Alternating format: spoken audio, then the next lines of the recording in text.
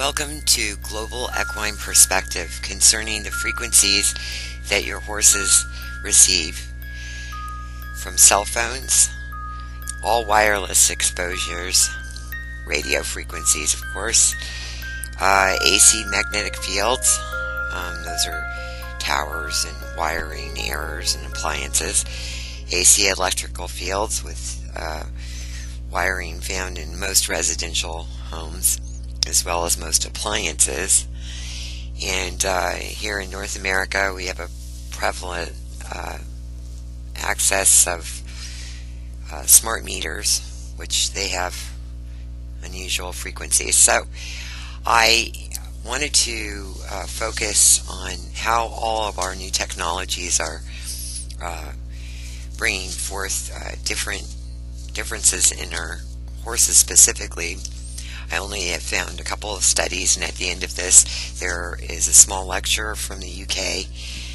It is an American scientist, but and then I have quite a illuminating pictorial from Australia concerning humans, but I haven't seen anybody doing anything about how this is affecting the equine, and that's what this is about. And I hope a couple of people I've met online in Europe seem to be interested to introduce. And there is the Bio Initiative of the 2012 report, which had a plethora of different scientists and stuff to contribute to the bioelectrical magnetics, and it's a society.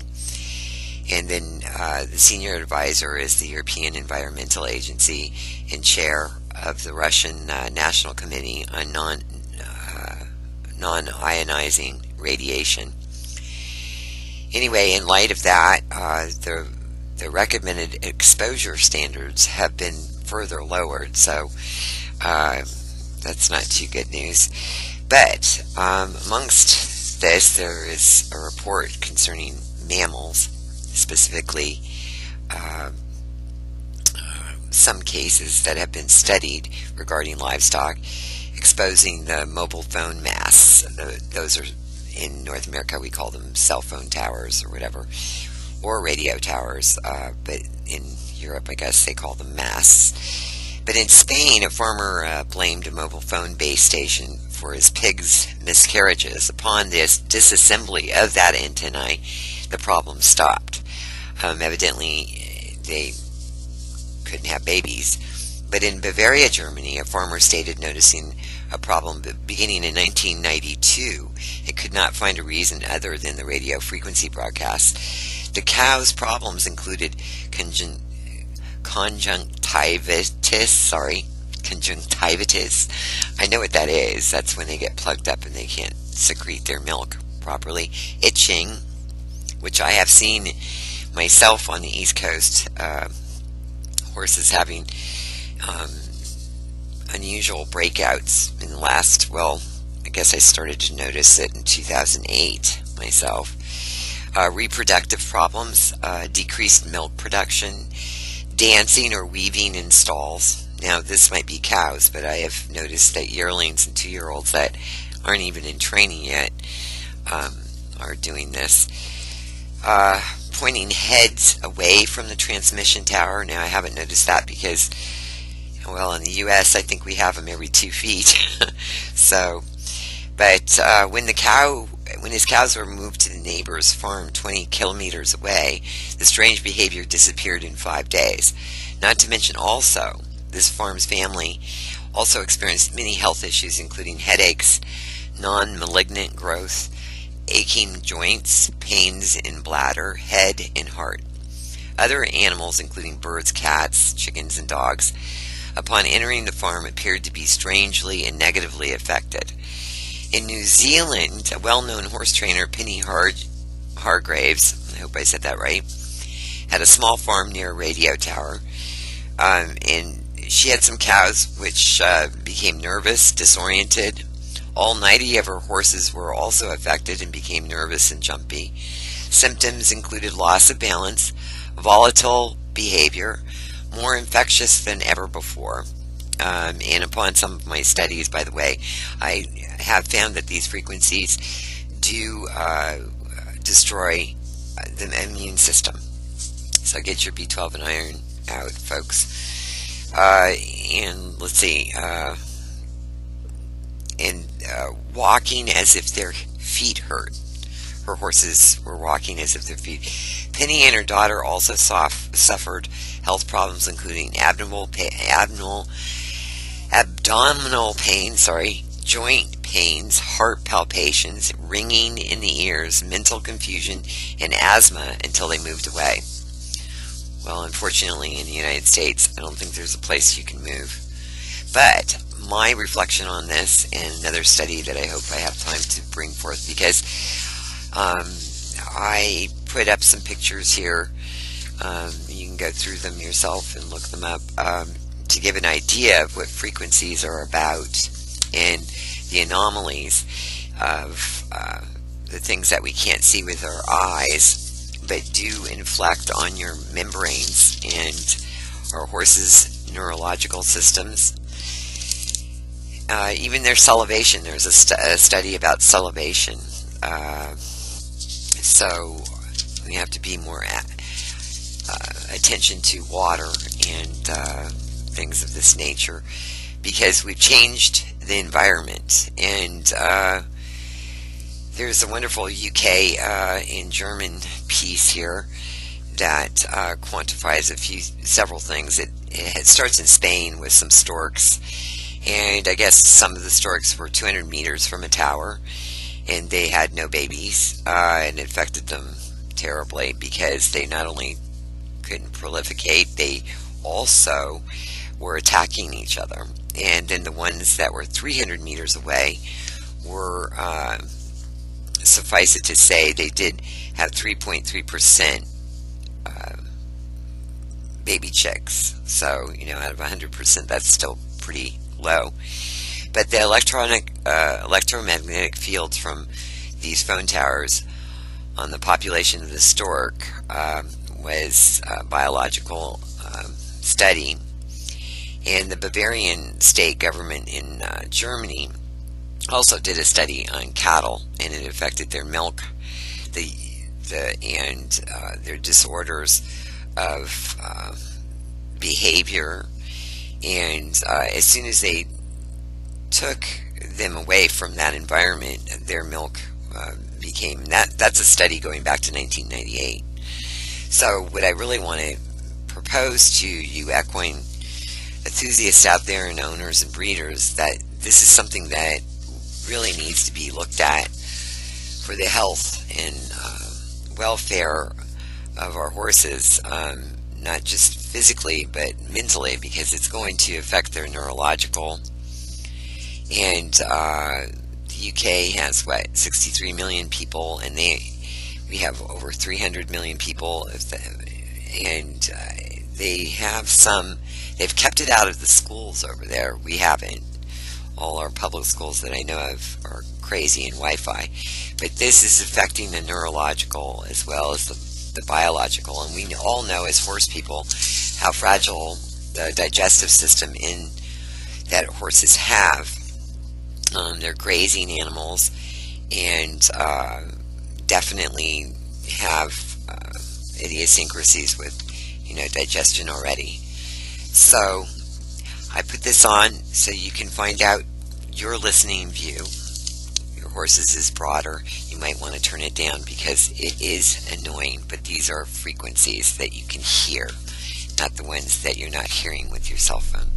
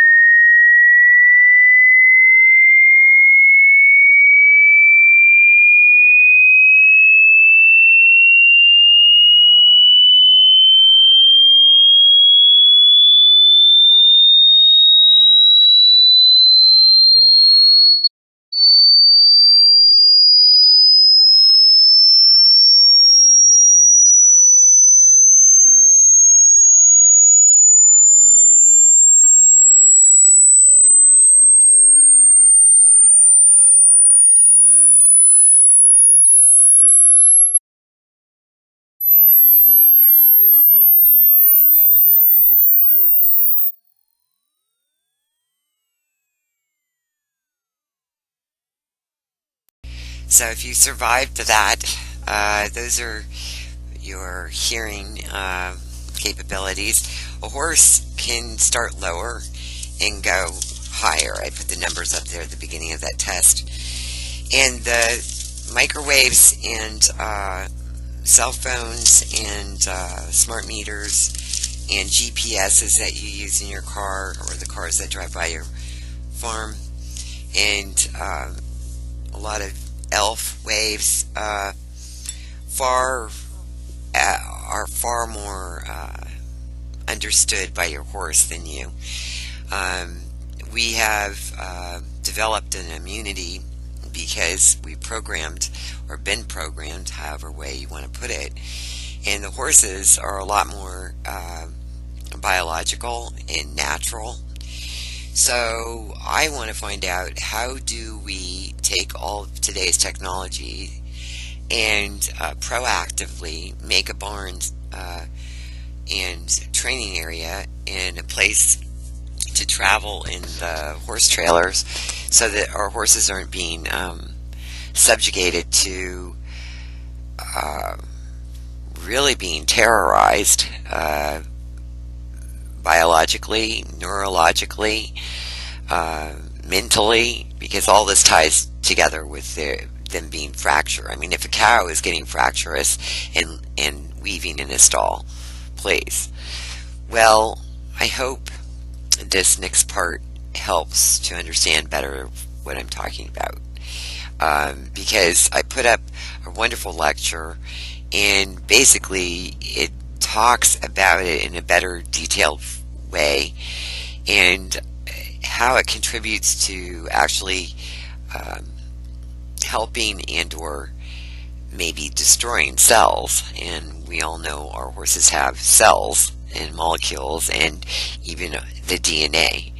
So we've wrapped around all these technologies, not thinking what is it going to do to the animals, and we're training these animals and competing them and going on trail rides, and it's about time that we started finding out. And I hope that at Global Equine Perspective we can do this and be helped with the people on the ground that have horses, and put something together that's proactive and helpful to the horse.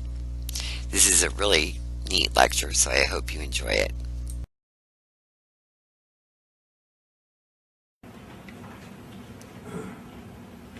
It was necessary for us to be available for consults for primary care doctors in the United States who were seeing patients with symptoms that they didn't understand. And the scenario was sort of sad, because doctors were calling in and saying, look, you know, I've had this fellow as a patient for 10 years, and I think he's lost his mind. And after understanding the mechanistic basis for electrohypersensitivity, then the doctor is able to now understand interventions, therapeutic interventions. And because word got out that we were doing those consults, it was impossible to do them on a one-on-one basis.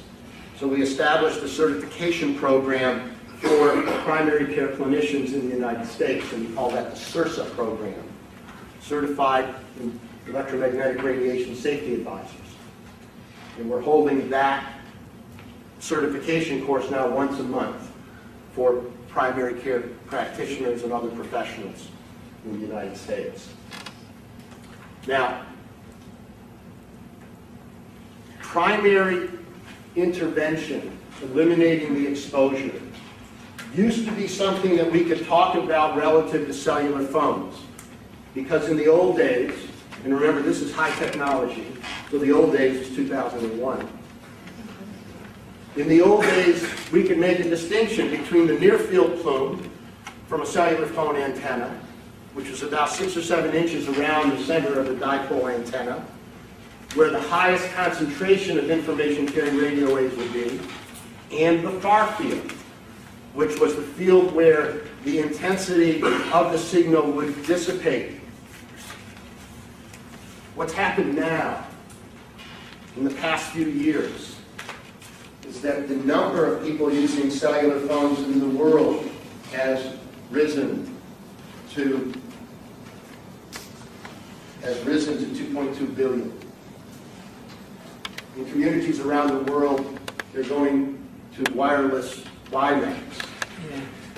There are Wi-Fi in almost all the major airports, all the major hotels. There are some groups who are even considering putting Wi-Fi in schools. Now, when you understand the mechanism of harm, information carrying radio waves, wherever you have information on a radio wave, you can trigger the cell membrane response. There is no threshold. And the background level of information carrying radio waves is now indistinguishable in most major cities from the near field plume on a cellular phone. We have a major problem. And our recommendation, and the recommendation that we are now pushing to have implemented in communities around the United States, is this: that we have to have an alternative infrastructure to wireless. The alternative that we recommend is fiber optic. So that we want to increase fiber optic spine and decrease the amount of wireless transmission. When you have a distributed system like that, you can apply primary prevention technology to every transmission node. And you can also apply primary prevention technology to the point of use. And our feeling is that over a period of 5 years, if a gradual move is made toward fiber optic infrastructure in place of wireless infrastructure, that the background level of information carrying radio waves can be reduced by 90%. I'll stop there and take any questions you might have. Thank you, Glenn.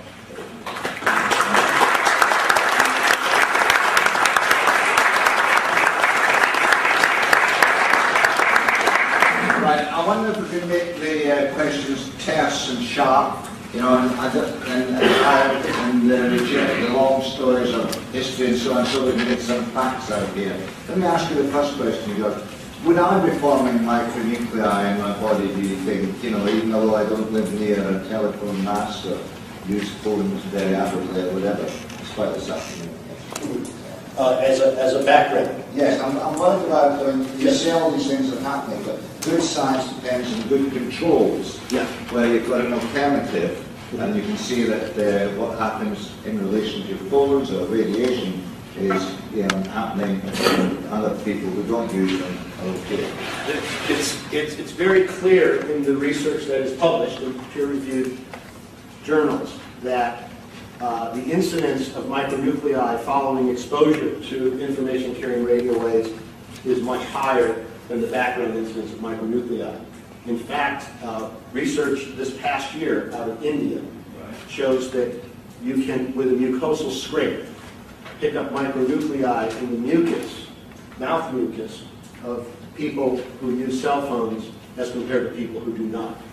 So we're very confident that micronuclei are formed with the exposure, but more importantly is that when you intervene with something like a noise field technology, where the cell membrane recognition mechanism is inhibited, you do not have the formation of micronuclei. So that sometimes the best proof that it's there is the ability that you can take it away. Okay. Yes, say who you are, who you are, BBC medical correspondent. Could you tell me, what did you make of James Rubin's study in the BMJ and other studies he's done, where he did a double-blind placebo trial of people who said they were sensitive to mobile phone signals, and he couldn't find any evidence of that? And can you quote to me any similarly robust trials that show the opposite? Well, our experience with our registry is that, and our experience with clinicians who treat these patients, I think it's a very different database from the database that's in a constructed trial, is that the different exposure windows impact different people in different ways. And there are different pieces of those exposure windows, different frequencies that may trigger responses in some people and not trigger responses in other people. The other thing that we have is that the mechanism of harm that we now understand, which is disrupting intercellular communication, can lead to a whole host of different pathologies. It's a fundamental pathological deficit that we're inducing here. So that when I look at the studies that attempt to control the type of response that you might get from a fundamental pathological disruption, I think that you would have to design a study that would be able to look at hundreds upon hundreds of alternative exposure effect responses. I don't think it's possible. And that's why we have focused our efforts on dealing with the doctors. Because what happens when a doctor is going through a differential diagnosis, he'll try something, and then it won't work. And then he'll try something else, and then it might work a little better. And then he'll try something else, and then it'll work. That type of information is only gatherable at the clinical intervention level. And with a moving target like electrohypersensitivity, we feel that that's the only way that we're going to get information soon enough to help patients. Now keep in mind, our orientation is not research. We are trying to help patients. We are trying to provide recommendations for intervention. And in the public health paradigm, one of the basic tenets has always been that you need to be able to understand enough about a disease process to be able to prevent it. And that is the baseline that we follow. You want to come back? Do you understand how difficult it is when evidence-based medicine is what we are supposed to go on? What you put forward today is very, very worrying. And as you say, there are thousands of people who report these symptoms. But without trials which can show can prove what you're showing, I mean, how you have basically a theory. Well, I don't have basically a theory. We have clinical data. And let me respond. I think that you hit on something very important. What you need here in the UK is a post-market surveillance system. You need a program that brings clinical data into the hands of the decision makers in an objective way. Because it is simply not viable to have researchers who are not dealing with patients who have these symptoms to try to construct reasonable hypotheses. It just doesn't work. So that what you need is perhaps Dr. Chalice and the money that he's going to be putting together here can set aside something for the clinicians. You see, this is a medical problem. It's not a physics problem. It's not a science problem. This is a medical problem because you have people who are sick. And I think that if you are going to be responsive to the needs of public health, then a post-market surveillance registry certainly should be part of what is recommended. Is that okay, Claire? Good, well, okay. Hands up, please, who wants to say, gosh, right now. Alan, you're going to say something, then Andrew, I'll move around here, then over this way. They'll come back in. Alan, I can't ever shut you up, so please. I'd like to ask... Stand up, please, and tell us, say who you are. I know Con from the radiation research group, really thanks to Dr. Carlo and Ingham for sharing this. I'd just like to ask, with the amount of different frequencies that we're living with, such as tetra and wireless and all the phone masts, what's the overlapping of all this technology? What overlapping to us? Well, understanding the mechanism, we know that when you have information-carrying radio waves, that you are able to trigger the cell membrane response. so that if you have several sources of information sharing radio waves, you're going to trigger more cell membrane response. So it's additive. There are now 26 million mobile phones being used in Australia, and the debate about the possible dangers of using a mobile continues to build. Now, some cancer survivors are calling for governments to take the drastic step of banning all mobile phone use for children under 16 and for the rest of us to text instead of call. Laura Sparks has this exclusive report. My tumour was just here, hence there's a scar there. The tumour's in the left frontal lobe, which was basically around there. It was like there. About that big, just here. You start at the ear and go straight into your brain, and that's your auditory nerve, and it grows around that. They share a bond. They have the same scars, the same dreaded X-rays, reminders of where their brain tumours once were. They're from different suburbs, cities and social circles. Yet they all got tumours near their ear. And they all blame the same thing. I'd use my phone about 2 hours a day. The area that it was here, and I mean, you put two and two together. I believe it's a lot of heavy mobile phone use. I just hope it's in my lifetime that phone companies are held accountable for this damage. Emily Sefton had the most to lose. She was diagnosed with a brain tumour when her son Jesse, now 2, was just 11 weeks old. I was just devastated. I just remember dropping my son off to my mother-in-law, and I just thought, you know, am I going to see him again? The International Agency for Research on Cancer recently declared mobile phones as a possible cause of cancer.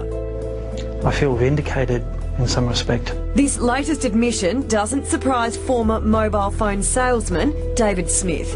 He first spoke to Today Tonight 3 years ago. So David, the tumour was just here, is that right, behind your ear? That's right, behind my right ear. Lately, there's been conflicting reports about mobile phone use. Some saying they do pose a risk, others saying there's no problem at all. But in the fine print of the World Health Organisation's latest report, it states that heavy users of mobile phones, now that's people that use mobile phones for half an hour a day for more than 10 years, triple their risk of getting a brain tumour. I just would hate for people watching this right now in 10 years' time to go, far out, why didn't I take note? Why didn't I listen? I honestly believe that I'm in this position right now with this tumour because I've overused my phone. Last year, we filmed Anna Tarrant's tumour removal. 7 months on, she suffers from fatigue, short-term memory loss, migraines, and, like the others, has the ever-present threat that the tumour will grow back. Christian Giorgio had his tumour cut out 9 months ago. What worries do you have? That it's going to become another epidemic. There were others who couldn't make our filming. Aaron Rose suffered a seizure that night. Truy Bottoms had chemotherapy that day. And then there's former television producer Romaine Udale. Well, it's a new club, which unfortunately I'm part of. She had to go into surgery the day before we filmed because the tumour, taken out 7 months ago, had already started to grow back. If someone had told me that years ago, I would have welcomed that information and not abused the mobile.